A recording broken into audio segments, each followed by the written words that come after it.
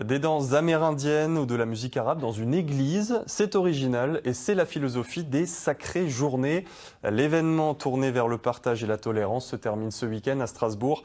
Hier, 500 enfants ont assisté à une représentation dans l'église Sainte-Aurélie. Florence Grandon, Cathy Hubert.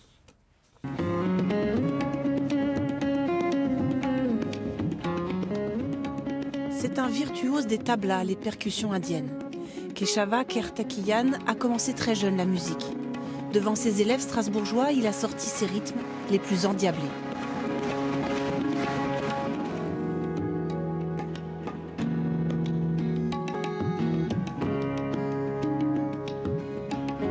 J'ai bien aimé le groupe Ragamantra. Ils tapaient très vite et les sons ils étaient jolis. J'ai jamais entendu des chants comme ça et donc j'ai trouvé que c'était très joli.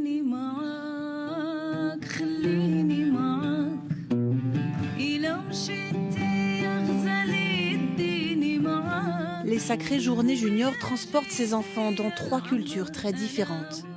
Neta El Kayam est juive, elle a grandi en Israël et ses parents originaires du Maroc lui ont transmis la langue arabe.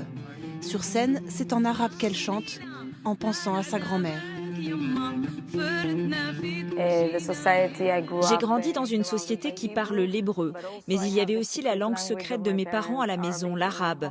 Je suis comme tombée amoureuse de cette langue et je n'ai pas voulu la voir disparaître. Aujourd'hui, je célèbre mon identité complète. J'aimerais que les enfants se sentent la possibilité d'exprimer qui ils sont. Vous vivez en France, mais parfois vous avez une autre culture, d'autres traditions, et vous voulez vous adapter. Mais n'oubliez pas d'où vous venez. N'oubliez pas vos racines.